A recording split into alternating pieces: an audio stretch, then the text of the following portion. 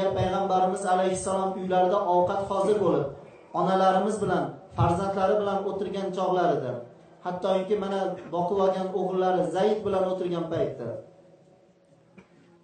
nimani o'rgatdi? Birinchi o'rgatgan sunnati: "Ey o'g'lim, ig'sil yadaka qabla ta'am ba'da ta'am" dedi. Qo'lingizda ovqatdan oldin ham, qo'lingizda ovqatdan keyin ham yuvib oling deb o'rgatdi. Bugun otalar farzandlariga mana bu narsani aytyaptimi?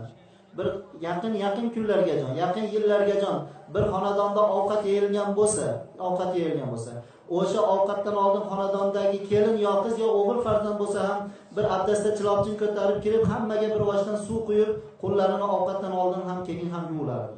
Bugun mana bu narsa hech kimning xonadonida qolmadi. Nima uchun bugun Rasulullohning sunnati bizga kerak bo'lmay qoldimi? Nima uchun ovqatdan oldin keyin qo'l yuvishimizni yoki farzandlarimiz qo'l yuvishligini nima uchun o'zimiz aytmayapmiz, amal qilmayapmiz?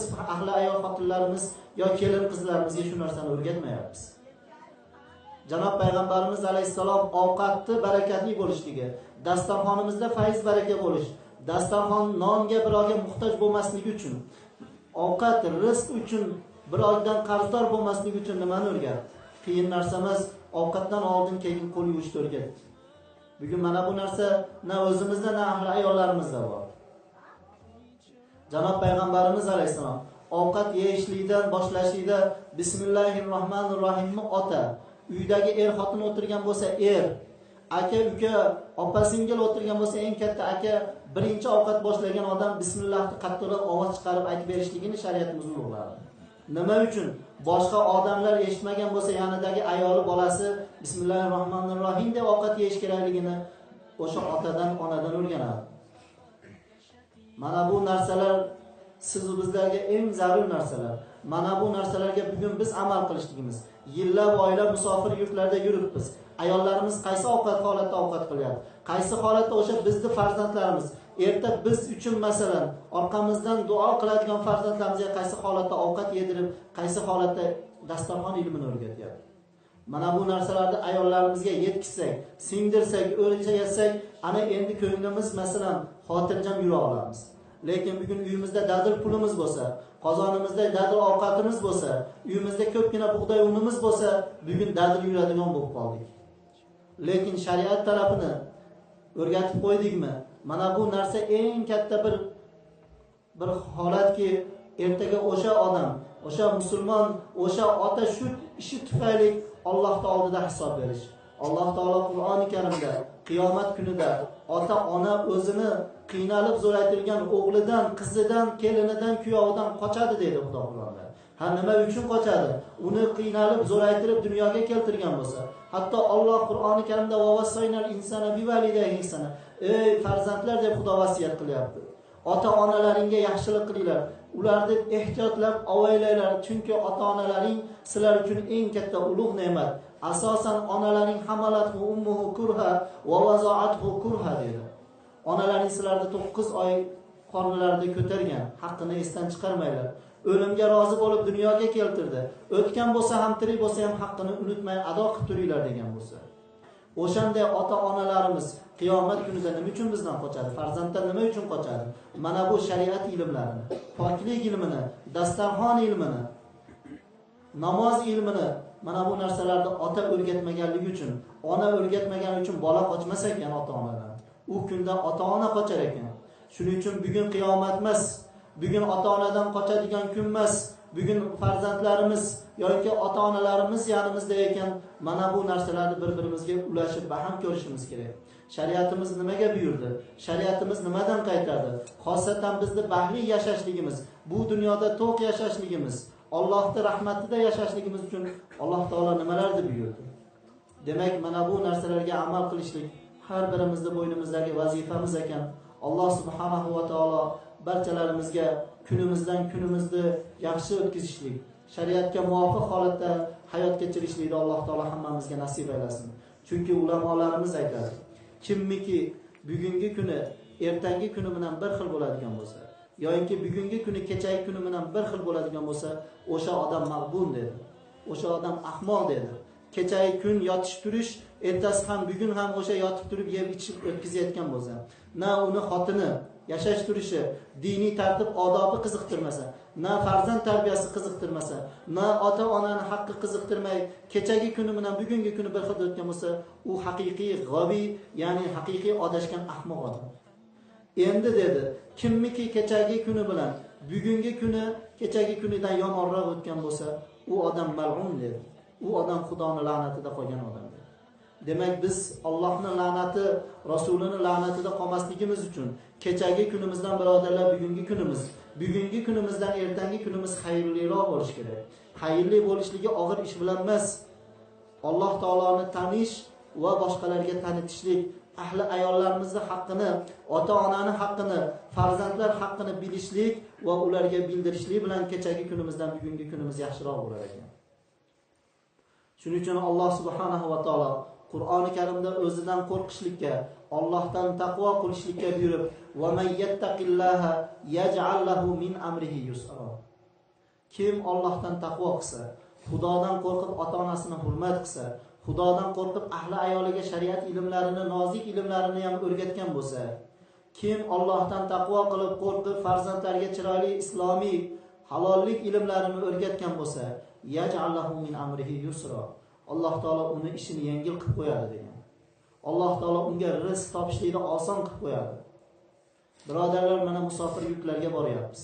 Ayniqsa mana yoshlarimiz uchun. Ko'plari so'rayapti.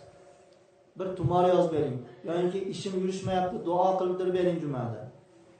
O'sha ishni yurishligini davosi nimada? Xudo aytayapti. Allohdan kim qo'rqsa, men uni ishini yengil qilaman deyapti. Demak, o'sha musofir yurtda yurgan erkak kishi o'sha yerda Xudodan qo'rqsa, o'sha yerda ham namozlarini tashamasa, o'sha yerda ham Xudo harom qilgan narsalarni ichib yemasa, o'sha yerda ham uyida turgan xotiniga da'vatini esdan chiqarmasa, namoz o'qing, namozida menga duo qiling deyishlaydi. Ota-onasiga telefon qilganda, ota-onasiga go'yoki xo'jayinni singari pulga mana ish qilinglar, mana uni qilmanglar deb buyruq berib, ota-onani la'natida qolmasdan, ota-onasidan duo talab qiladigan bo'lsa, Alloh taolo nima deyapti? Kim mendan taqvo qilsa, men uni ishini yengillataman deb Xudo o'zi Qur'onda va'da beryapti. Boshqa bir oyat kalimada va may yattaqillaha yaj'al lahu makhraja. Kimki mendan taqvo qiladigan bo'lsa, kimki mendan qo'rqadigan bo'lsa, qo'rqishlikda, huquqlarda, ota-onaning haqqi, hozir aytganimizdek xotinlarimiz, bola-chaqalarimizni haqqida mendan qo'rqadigan bo'lsa, yaj'al lahu makhraja. O'sha odamni, o'sha erkakni men qiyinchilikdan chiqarib qo'yaman. Bir tupiy yo'ldan chiqarib qo'yaman. Boshiga tushayotgan bir tashvishni oldini olaman. Unga keladigan bir baloni men ko'tarib qo'yaman. Uni davosi nima edi? Bitta taqvo, Xudodan qo'rqishlik bo'lsa. Nima uchun biz mana bu narsalar boshimizga kelyapti? Nima uchun hayotimizda qiyinchiliklarga ro'para kelyapti? Demak, hali Robbimizni yaxshi tanib, farzand ahli ayollarimizga tanitmaganligimiz uchundir. Va yarzuquhu min haysu la yahtasib. Kim mendan taqvo qilsa, men harom degan narsamni harom bilib, men halol degan narsamni halol bilgan bo'lsa, va yarzuquhu min haysu la yahtasib. Alloh taolo men uni kutmagan tarafdan rizqini yetkazib qo'yaman dedi. Alloh kutmagan, o'ylamagan tarafidan moli dunyosiga, farzandiga, oilasiga baraka berib qo'yaman desa. Sabab nima? Sabab Xudodan taqvo qilish. O'sha Alloh taolodan qo'rqishlik, o'sha Allohga xiyonat qilmaslik. Xiyonat qilishlikda faqat o'zimizga emas, bola-chaqamizga xiyonat qilmasdan, xotinlarimizga xiyonat qilmaslik u xiyonat ekan. Yo'inki bo'lmasam ota-onaga xiyonat qilishlik ham bu katta xiyonat ekan. Demak, mana bu xiyonatlardan ehtiyot bo'lib, Alloh taolo bizga ne'mat qilib bergan farzandlarimizni qadr-qiymatini bilib, bir chiroyli tarbiya berishlik. Shu qatorida ahli ayollarimizni qadriga yetib, ularni biz bugun boshliq, mas'ul ekanligimizni unutmay, chiroyli shar'iy islom tarbiyasini o'rgatishligimiz. Ota-onalarimizni qadr-qiymatiga yetib, bizga Alloh taolo musulmon ota-ona berganligiga, bizni musulmon ota-onadan dunyoga keltirganligiga shukr qilib, o'sha ota-onalarimizni tirik bo'lsa, yugurib, yelib, oyog'ini ostida xizmatlarini qilib, duolarini olishlikni harakatida mana bu tashvish bilan tashvishlanishlikni Xudo Rasul bizga o'rgatdi. Payg'ambarimiz alayhisalom dunyoga keldi. Lekin otasiz holatda dunyoga keldi. Dunyoga kelishligidan avval ona qornida 4 oyligida otasidan ajragan. Dunyoga kelib 6 yoshga to'lishligida bilan hali ona kim, ota kim bilmay turib onasidan ajragan. Yetim holatda zo'raydi. Mayli yetim holatda zo'raysa ham lekin Rasul alayhissalomning na otasi, na onasi musulmon edi. Musulmondan dunyoga kelmadi payg'ambarimiz alayhissalom. Lekin birodarlar, bugun kimimizda otamiz o'tparast, butparast, kimimizda onamiz Yahudi, Nasroniy. Bizda Xudo taolo nima uchun musulmon ota-onadan dunyoga keltirib musulmon qildi? Yer yuzida qancha milliardlagan odamlar butni ko'rib shu bo'lsa kerak Xudo deb, o'tni ko'rib shu bo'lsa kerak Xudo deb, bir hayvon molni ko'rib shu bo'lsa kerak Xudo deb sig'inayotganlar necha milliard odam sig'inyapti. Alloh qodir emasmidi bizni o'shalardan biri qilib yaratishlikka? Bizni inson qilib, shunday zoti barakatga ummat qilib, bo'lib ham eng yaxshi ummati, oxirgi ummat qilib, ota-onamizni musulmon qilib, musulmon ota-onadan va o'zimizni musulmon qilib yaratganligi, payg'ambarimizga bermagan ne'matni bizga berganligi. Mana bunga biz qanday shukr qilamiz? Demak, o'sha ota-onalarimizni bugun qadriga yetmasak, ertaga payg'ambarimiz aytgandek tadinu kamatudon, otangga, onangga nima qilsang, farzandingdan o'sha narsani olib olasan.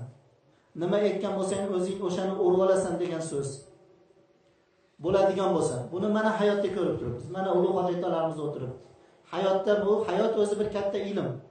Hayotdan ko'rib turilgan bo'lsa ham, ko'z oldilarimizda qo'li qo'shni yurtimizda qancha shunday odamlarning holatini ko'rsak ham, kim otasini ursa bolasi uni uradi degan so'zlar.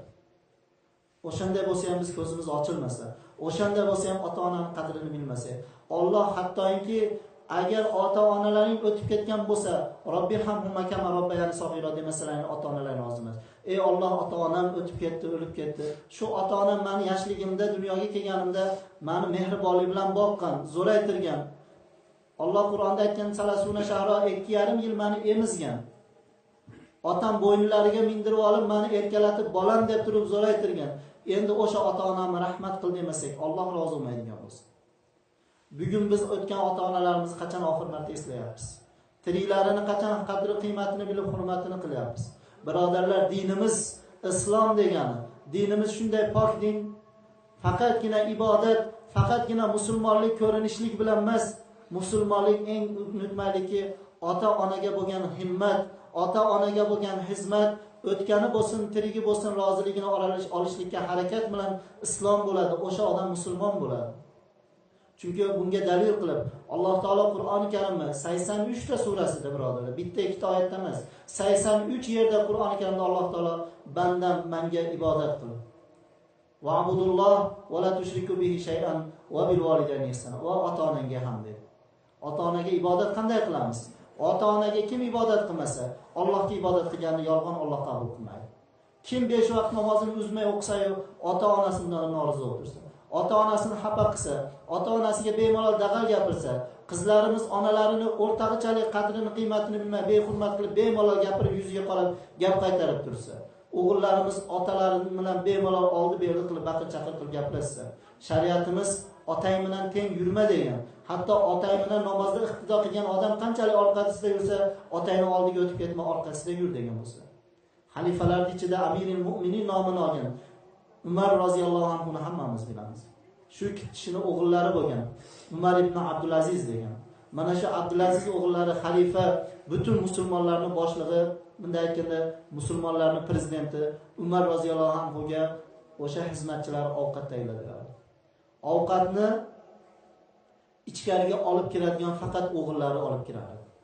Umar ibn Abdulaziz olib kirib, ovqatlarini qo'yardi, tezlik bilan qaytib chiqardi. Tashqarida xizmatchilar, qancha tobiinlar aytardi: "Ey Umar ibn Abdulaziz, otangiz bilasizmi?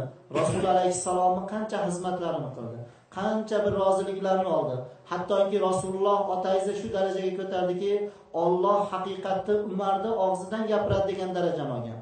10 ta jannatiy sahobalar ichida, ashara mubashsharon ichida otangiz bo'lsa, shunday bir ulug' otangiz bor, shunga shukr qilib, mazza qilib, otangiz oldida birga o'tirib ovqat yemaysizmi?" deb aytgan.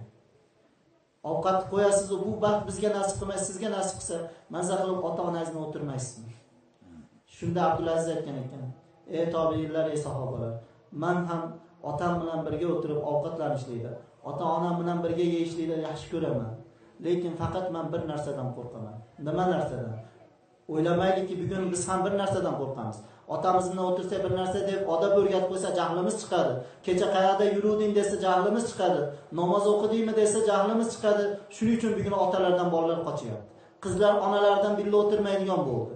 Lekin Umar ibn Abdulaziz birodarlar nima uchun o'tirmasligini aytdi. Mani o'tkazishga qo'rqadigan narsam shuki, o'sha ovqatda bir osh yeyotgan bo'lsak, o'sha ovqat ichida biror narsasiga otamni nazar tushib, shuni yegisi kelib ishtaha bilan turgan bo'lsa, bilmay o'sha narsani olib yeb qo'yib, otamga gunohkor osiy bo'lishdan qo'rqib o'tirolmayman degan. Bugun biz nimadan qo'rqib o'tirolmayapmiz?